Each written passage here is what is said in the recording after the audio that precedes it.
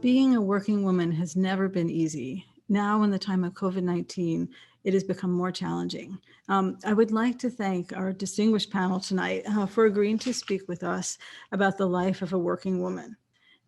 So let me start with the first question. Given the demands of your career, how do you maintain work-life balance? How do you prioritize, and what tips can you give us? Well, I learned during all these years, I've learned that I don't have to do it all. And I learned that I need allies for everything to work. So I learned to rely on family, friends. And I had to, I learned not to take myself very, seriously. A couple of things, my advice for everybody would be, you need to find a place where you're happy. You need to find a place that nourish you and work, it nurtures you. That's when you're out of the fellowship, usually you just start, you're enthusiastic, you start working, and it's very hard to keep that balance. You will usually, it's more personally, my balance was more work, very, very busy, until I found out that in order for me to be happy, I had to have that, that perfect balance. That still today it's not perfect, I have to say, but I had to find a place that I love. I have to find a place and a group of people that I work with that are fantastic and support me in everywhere. So I would say, find a place that works for you. That's my perfect advice. And don't take yourself very seriously. So that is a really tough thing that we have, I think, all been struggling with for years, from early stages of career and through throughout the years. So I like to prioritize family.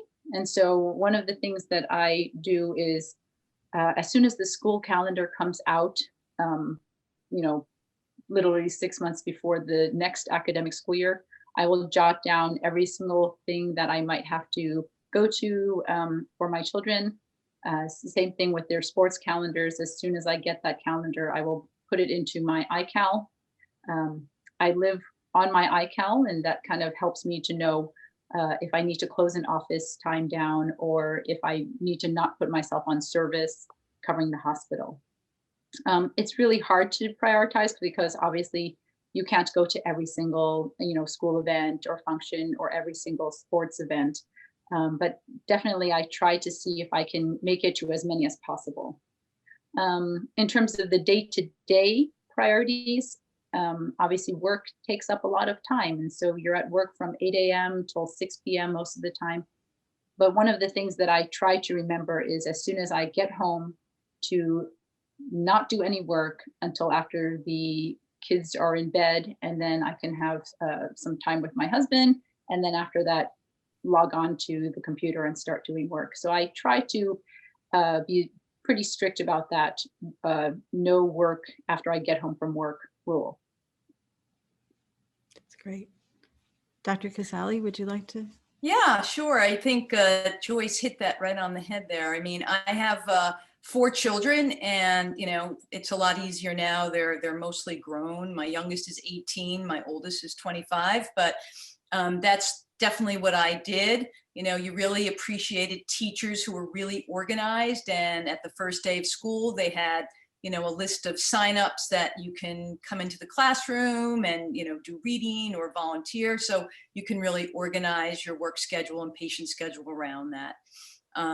Similarly with sports and music. But as Joyce said, definitely you're not able to make everything, but, as long as your children saw that you were making an effort and it was more quality time versus quantity time, I think, that really kind of helped me out. Now I'd say it's a bit easier. My youngest is about to go off to college next year. So, my biggest struggle now is to try to find the things that keep me healthy and managing my exercise, the things I enjoy, spending time with my family, and the demands of my work schedule. So it definitely evolves, and it sounds like Joyce still has young children. So, it gets better. Just hang in there. It does get better. Oh, mine are actually not young anymore. They're teenagers now. But when they were younger, it was I feel a lot easier because, you could basically tell them, you're going to this music, lesson now, and you're going to that sports thing now. But now with them in high school, it's always a little interesting what they throw at you. Did you have, I'm sure you had some help, live-in help at all, like either nannies or au pairs? Yeah, we had a nanny help when they were little, just because that way we didn't have to, run home from the hospital and feel like nobody was taking care of the children. Yeah. So that was really helpful. And then actually, before I started cardiology fellowship, my husband and I sat down and we kind of made a deal. And I said, okay, if you take care of the kids for the 3 years that I'm in fellowship, I'll start off part-time and I'll take care of the kids after that. And so that was really helpful because he, kind of helped with those first 3 years. And, between the nanny and my husband, I was able to finish fellowship. So that was always a challenge for me, is sort of managing, the au pairs seem to change every year. So sort of just managing, kind of just having them part of our family now and sort of teaching them how, what our values were on raising children. That was always a big stress every turnover year, every summer. And that was something that, I did definitely took the most of the burden of dealing with our help and all that. It sounds like compromise and support system are two of the main themes. Dr. Wang, would you like to tell us about your? I have 2 toddlers, a 1-year-old and a 3-year-old, and I'm currently in fellowship. My situation's a little bit, interesting, as in me and my husband don't live together because of the fellowship training. He's also in fellowship in a different state. So one of the best tips I got when I was graduating residency and going forward with this long distance relationship from my attending is, don't do something that you can pay for. Quality is better than quantity. So I took that to heart, and I live very frugally because I am outsourcing the laundry. So we have someone who does our laundry and cleaning. I'm outsourcing the cooking because I'm always home late. I can never cook. So whatever time I have is purely spent with my children. I'm not doing any of the things that I don't need to be doing, and I'm not stressing about it. We don't go on, from a budgeting standpoint, extravagant vacations as such, because I'm spending a lot of my financial resources on those things. But I think from the quality standpoint, my life is happier, even though we don't go on vacation a lot. But I'm always there for my toddlers to spend time every weekend. I don't do work at home. I'm always just present for them in that moment. And I never try to take my work home, like Dr. Oen-Hsaio said. Even right now I'm at work because I have this event. So I try not to have them see me working. And whenever they know I'm home, I'm there for them. I'm purely, at their, availability. So I think that's the best tip I ever got was don't do things that won't bring joy, and don't do things that you can just try to outsource. That reminds me of something that one of my mentors had told me, which was, nobody cares if your house is dirty. Yes, so true. So, because I was always like, well, I have to keep the house clean, and I have these little kids at the time, and, and then I'm working and things, and kind of that whole thing of what is your priority? Well, okay, so work is important because that, is what we have been training to do. And then family is definitely the most important. And so, if the house and the cleaning kind of goes by the wayside for a week or two, that's okay, and kind of, what Ting was saying is you do want to have that time for fun and for family over necessarily, well, I have to clean the house, so go play by yourself kind of thing. So I personally learned that, I don't have to do it all. I don't have to be perfect at work. I don't have to be perfect at home in order to feel fulfilled, in order to feel successful. So it's okay not to do everything perfectly. And as I said, you need to find your village. You need to rely on other people to help you out. And I realized that without the help of family, without the help of friends, I wouldn't be able to do what I do today. I also learned how to say no on things that I'm not passionate, the things that I don't truly love. And I also learned my advice is, I learned to dedicate time to myself. All right, let's move on to our second question. What's the most significant obstacle you face in balancing work and life? How do you address it? Dr. Casale, would you like to start this one off?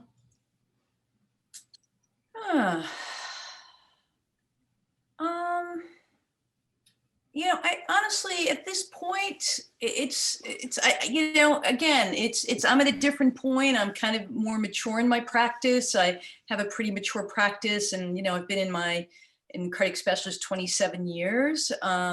We work hard, so that's still a struggle. I still take weekend call, and, as you get older, you get a little bit more, exhausted taking those calls in the middle of the night. But I think I have try to do the best I can with maintaining a balance and not getting overly stressed about it. Like I said, my kids are all in good situations, so it's a little bit different than it was maybe 10 years or so ago. I have great partners. They've always respected me as a female. I'm the only female cardiologist in our practice, and I feel I've gained their respect and have contributed. So things are pretty cool right now. I don't really see an obstacle at the moment. At the moment, in this stage of my life, I don't think that I have any obstacle. One thing, when at the beginning of my career, it was very hard for me to find time for my family, and it was to a point that I decided to take one day off a week in order to get that, to get the flow going, so to speak. Initially, that day off was to schedule doctor's appointment, make sure everything is in order at home, and then slowly turn to making sure going to the gym, making sure, going for yoga, taking time for yourself. So ultimately, I think that was, being able to separate and being able to put everything into balance actually helped me out to, to get to the point where I don't think I have any obstacles anymore. But it was very hard at the beginning when my work was very high demanding, and I had literally no time at home, and I have 2 little children. So it was to a point that I was feeling guilty not being able to be home with them. And I think changing my schedule, working a little bit with my schedule, helped a lot with that. And now I'm able to dedicate myself to my family and also be at work as well. I think my obstacle, especially in this era, is being able to be so connected. We can work from home in terms of being able to log the electronic medical record. We can read our echoes from home. Our emails are on our phones, which are, can be carried around with us all the time. And so being able to do what Ting does, which is, don't bring anything home altogether, is something I definitely struggle with. Mostly because I just don't feel like I have the time to be able to do that. And my feeling is, well, I just want to get home and, and be with the family for a little bit before I continue working and things. But I think that is the biggest struggle right now, and especially worse during this whole COVID time, because I think people now don't really respect family time as much. I'm getting so many meetings for, let's have a meeting at 7 p.m. And you're like, what? Because in real life, that would almost never happen prior to COVID, because people would be thinking, 7 is a really late time to have people still being in the hospital or being in the office.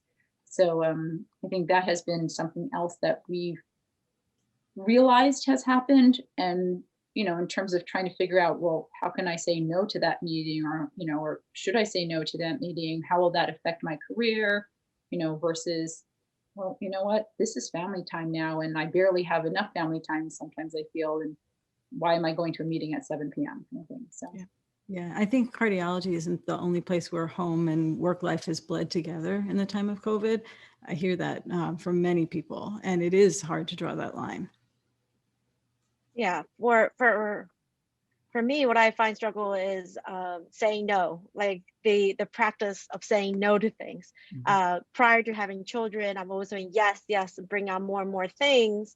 And now I have to realize that, realistically, I can't do all these things. And it's really, really hard to say no, but I have to try really hard and really think about what I can commit to and what I can do well at. And I don't want to be known not, doing not a great job at a lot of things. I'd rather be known as doing a great job at a few things at first until I manage to be able to handle more things. And I think for me, especially as a fellow, when people ask me to do things, I have to realize, what is my time that I have and can I commit fully to that?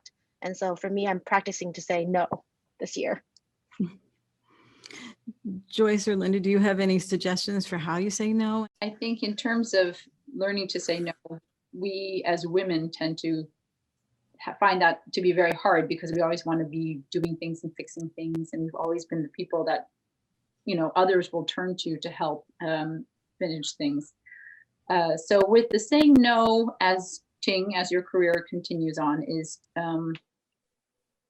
as you have to find your path of what you're going to be specializing in and where you're going to be going. And so once you kind of find that, you have to be able to let go of the things that don't necessarily take you along the path that you want to go to. So in the beginning, you might have said yes to something which now doesn't quite fit into what you're doing or where you're heading. And then you have to be able to release that so that you can say yes to the things that will help your career go where you want it to go to.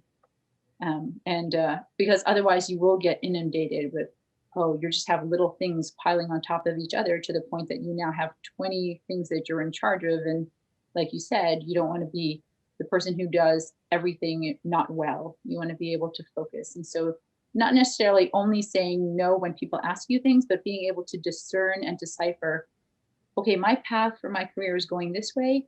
And so I'm going to resign or say, I can't take care of this anymore. So it's a little combination of no as well as letting go. That's great advice. Let's move on to the third question. And being that we're cardiologists, are there any special steps that you take to maintain your own heart health? Yes. As I told you initially, don't take yourself seriously, but I take my health very seriously. So for my first steps that I took was changing my diet to plant-based. So currently my diet is 90% plant-based, no dairy, healthy diet. And I think it makes me feel happy as well, because this is what I tell my patient to do. So it's kind of do what you preach. So I'm very happy to tell them that I'm doing the same thing and it's helpful, and they listen differently as well. I do take time for myself. I do take time for meditation, reading, doing yoga. And on my free time, I only do things that I love. So that made a huge difference as far as how do I spend my free time with my family or without my family. I know something that in terms of motivation for heart health is for me my goal for heart health is to be able to keep up with my little kids, to be healthy enough to, watch them grow up. And so that was really my motivation to stay healthy. And so I actually recently got back into aerobic exercise with stationary biking, especially with the coronavirus going on, with the idea that, my kids are now toddlers, they have bundles of energy, and I just love being there with them. And I want to be there for them, be healthy enough for them so that I can watch them grow and help participate in all their activities. So that's my motivation of staying heart healthy. Great. I think part of my motivation lately in this stage of my career is the fact that I keep telling all my patients that they have to be active and healthy and whatnot. And I'm realizing, I'm not 20 anymore. And I can't kind of say, I'll do that tomorrow. And so, that's kind of been a little bit pressing on my mind over the last couple of years to say, well, I'm telling all my patients to exercise, so I better do this too. And so I like to I get bored a lot doing the same exercise over and over. So I like to kind of shake it up. I do some, videos on the computer. I have a stationary bike, and then I like to either take walks or go for a kayak to just kind of mix it up a little bit so I'm not bored. I also like to find exercises that I don't feel like I'm exercising, if that makes sense, just because that will help me kind of feel like I'm not exercising. I guess you get what I mean.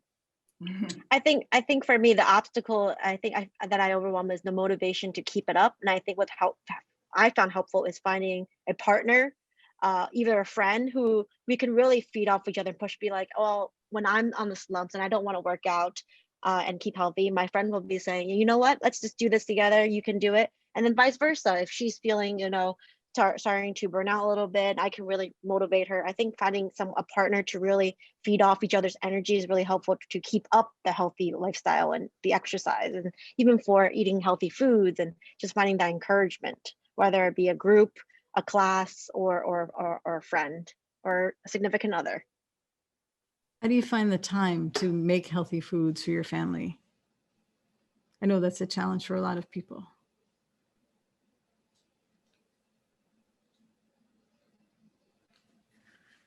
I'll say this, that just to add on the motivation is, my hope is to continue to do triathlons into my 60s. So that's what my focus is. And with COVID, having what Ting was saying, having accountability partners, I train with a triathlon team, and, we've not been able to swim, but, we're all kind of doing group rides and runs and all that stuff. And that really has helped significantly. But, where's the time for this? So, you have to be very scheduled. So I'm an early morning riser and get it done. And to be able to do it at the end of the day, there's absolutely no way. So that's what works for me. And as far as like healthy food, I try to just make lots of extra food on the weekends. So you can kind of have something, and then just, when you get home from work, just cook something quick, some salad, some veggies. And then my day off, which is midweek, I try and do that for the latter part of the week. But it takes an effort, being organized and scheduled, and it's not easy. And I have 4 boys and they eat a lot. So I cook a lot. So one of the things we like to, make sure is that we definitely, if we don't have any veggies for dinners, make sure we have a salad. And then at the end of dinner, we try to make sure we have fruit for the whole family. So when we're eating dinner at the end, when we're nearing the end, we'll start cutting food. And that's how we try to keep the kids also healthy as well. Mm-hmm. I can't say much about cooking because my husband usually does all the cooking, but we do, he doesn't like to fry things. And, we try to kind of compromise, not so much butter when we're baking and things like that. So great. Anybody have anything else they want to add, or any extra comments that I didn't touch upon that you think are important? Parting words?